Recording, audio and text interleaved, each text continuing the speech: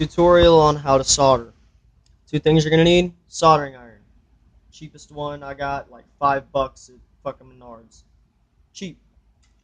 Second thing, solder. More expensive than the damn iron. This stuff was like $10. Okay. Now, one thing I like to do is if I'm doing something like a battery pack, like I am right now with this nickel metal hydride 6 cell, is cap off one of the polarities so you don't actually touch them together and spark it or short it out. That could be bad. Okay. So, you gotta let your soldering iron get hot, and they get very, very hot. You can tell if they're hot is take it and touch the solder to the tip. If it smokes and melts it, it's hot enough, obviously.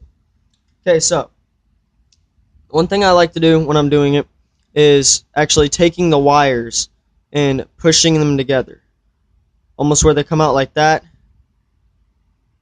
and then twisting them in a little bit farther, twist it in. Then once you feel like it should hold good enough, stick with it. Okay. Now, there's two ways you can do this. One is by touching just the wire for a minute, and then touch beside the soldering iron. And then once the wire gets hot enough, you'll actually see the solder melt into the wire, starting to right now. And it'll actually fuse into the wire and hold your connection better. So usually what I do is I go ahead and I do that on both sides like that. So it go ahead and gets the solder all up in there. And yeah, I know that sounded really wrong, and I meant for it to. So go ahead and get it. Fuse in there. You can take the soldering iron if you don't like where it is and move the solder around. It melts it almost instantly and it cools pretty damn quick. And then the other way to do it, first thing you need to do is get more solder off. Another way to do it is to touch the solder to the metal.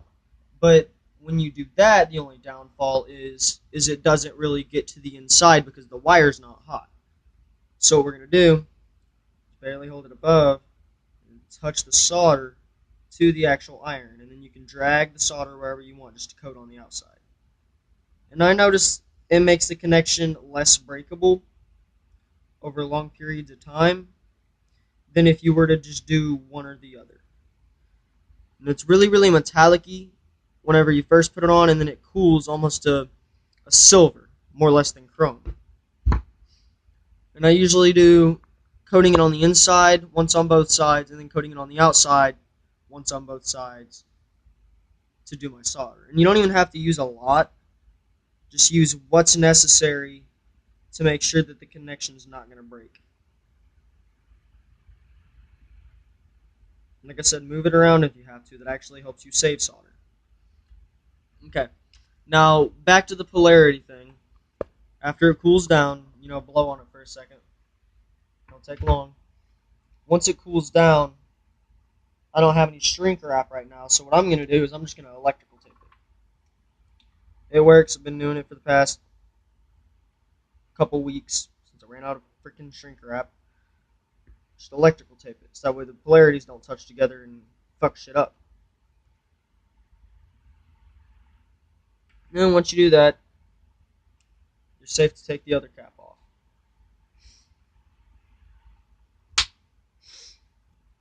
Strip the wire. And the good thing about soldering, less than electrical taping, you're holding it upside down, is I actually just dropped my solder. Is you don't have to expose as much of the wire, even though I just did, mainly just to show you closer up. Like I said, force them together.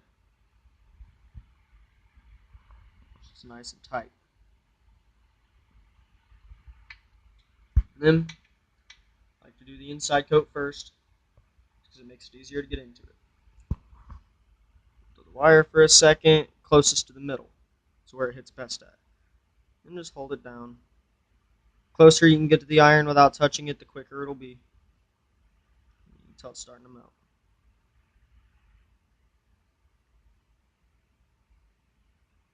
sit there and I'll watch it fuse into the wire. Once on both sides.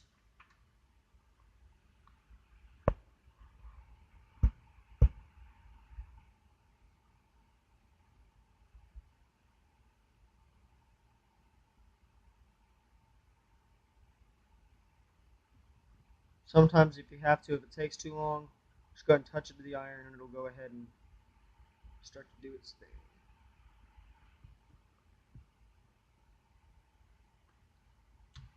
Flip it back over. Wires are hot as hell, but don't want them fraying out. And just go ahead and coat the outside of it.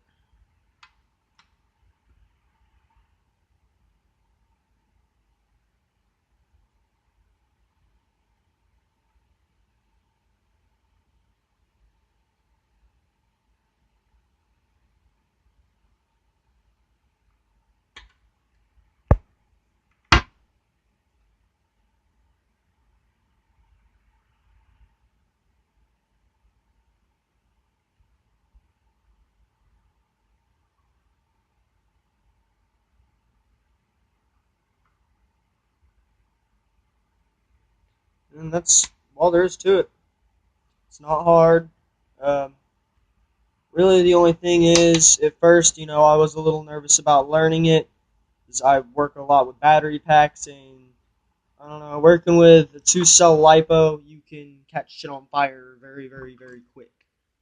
So I had to learn pretty quick. Not hard, just practice soldering a couple wires together, something like that, where you're not going to do any harm. Thanks for watching. Look forward to more videos. Have a nice day.